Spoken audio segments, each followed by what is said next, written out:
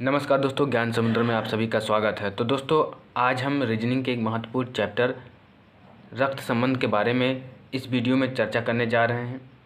आप लोग लास्ट तक देखिएगा, ये काफ़ी इम्पोर्टेंट है, परीक्षा में 1-2 नंबर का ज़रूर आ जाता है।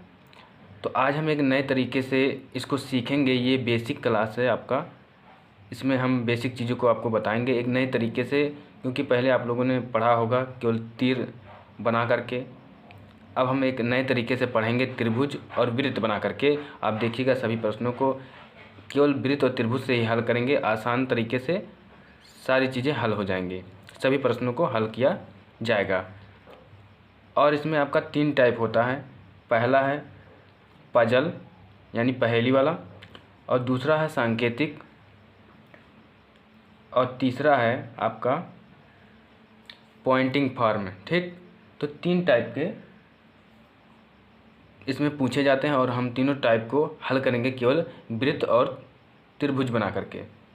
तो आज बेसिक है, तो हम आपको बताएंगे कैसे क्या इसमें कैसे दर्शाएंगे, हम कैसे उसको बनाएंगे, सारी चीज़ों को आज इस वीडियो में बताएंगे।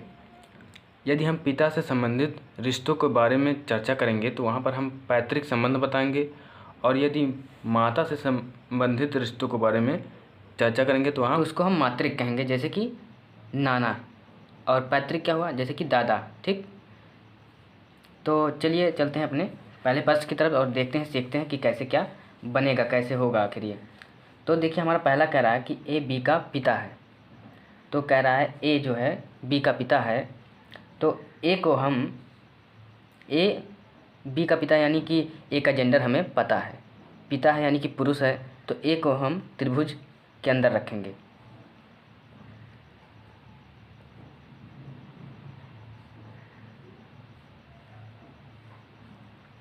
अब कह रहा है बी का पिता है, तो बी नीचे रहेगा।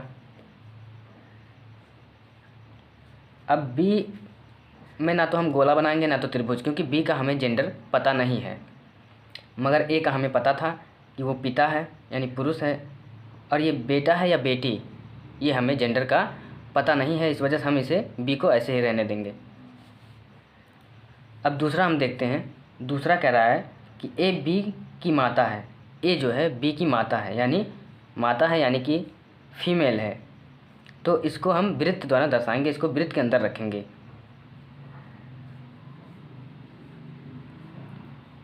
अब बी की माता है यानी कि ऊपर रहेंगे, क्योंकि बी से बड़ी हैं, और बी को नीचे रखेंगे। तो यहाँ पर भी बी का जेंडर हमें पता नहीं है, इसलिए बी को ना तो हम त्रिभुज के अंदर रखेंगे ना ही वृत्त के अंदर, मगर ए का हमें पता था, इस वजह से ए को वृत्त के अंदर रखे हैं, और ये इनसे बी से बड़ी हैं क्योंकि इसकी माता है, इसलिए इसको हम ऊपर रख रहे हैं। ठीक है, अभी हमारा तीसरा प्रश्न कह रहा है। तो दोस्तों, तीसरा प्रश्न कह रहा है कि ए बी का पुत्र है। ठीक, ए बी का पुत्र है यानी ए जो है बी का पुत्र है। अब बी ऊपर रहेगा क्योंकि बी का पुत्र है। कौन पुत्र है भाई? ए पुत्र है। अब पुत्र है, इस वजह से इसको हम रखेंगे त्रिभुज के अंदर।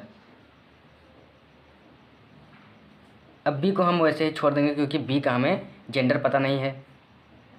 ए तो पुत्र है, मगर बी माँ है या पिता है ये हमें पता नहीं है, इस वजह से हम उसको ना तो वृत्त के अंदर रखेंगे ना ही त्रिभुज के अंदर, मगर ऊपर रखेंगे क्योंकि वो बड़े हैं, या तो माँ हो सकती है या पुत्र हो सकते हैं, यानी एक पीढ़ी वो ऊपर हैं। ठीक, और ए जो है छोटा है, इस वजह से ये नीचे रहेगा, और पुत्र है इस वजह से उसको त्रिभुज के अंदर रखेंगे। अभी देखते हैं चौथा प्रश्न। चौथा करा कि ए और बी भाई हैं।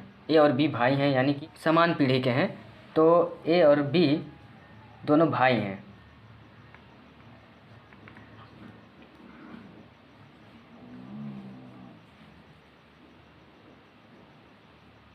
तो हम दोनों को त्रिभुज के अंदर रखेंगे क्योंकि दोनों एक दूसरे के भाई हैं यानी मेल हैं, इनका जेंडर जो कि है मेल है, और समान पीढ़ी के हैं, इस वजह से बराबर लिखे जाएंगे।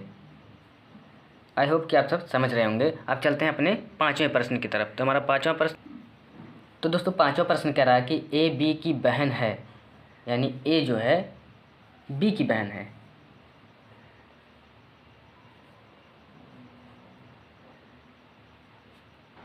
ए बहन है किसकी? बी की, मगर बी का हमें पता नहीं है जेंडर अभी, तो आगे पढ़ते हैं।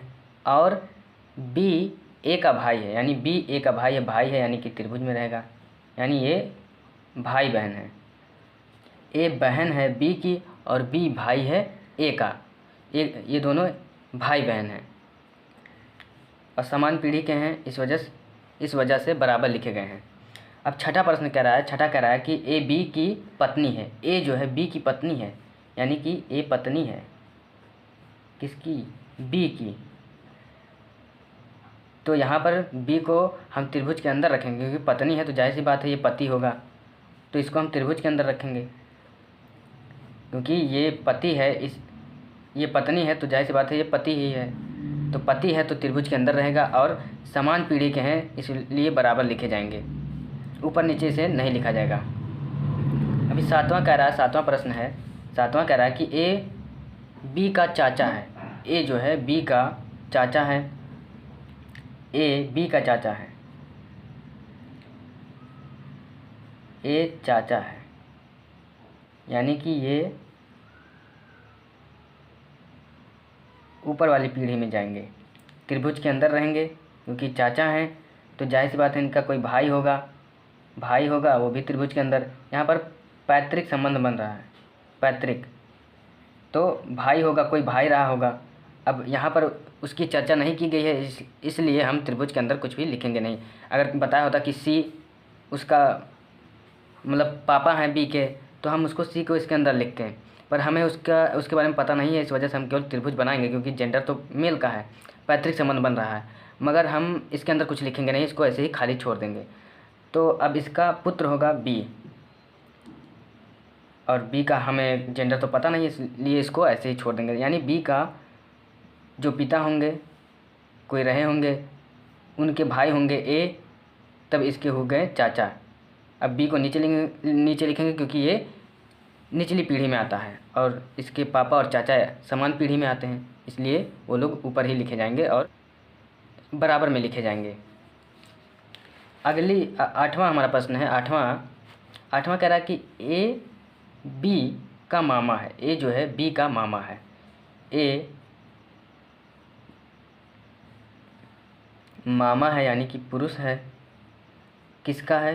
बी का, यानी कि बी की कोई माता रही होंगी और उनका ये भाई रहा होगा, तब ये मामा हुआ। ठीक है, यानी यहाँ पर बी को हम ऐसे ही छोड़ देंगे क्योंकि इसका जेंडर हमें पता नहीं है। तो यहाँ पर आपका डायग्राम ऐसे बनेगा। तो यहाँ पर हम इस चीज़ को इस तरह से दर्शाएंगे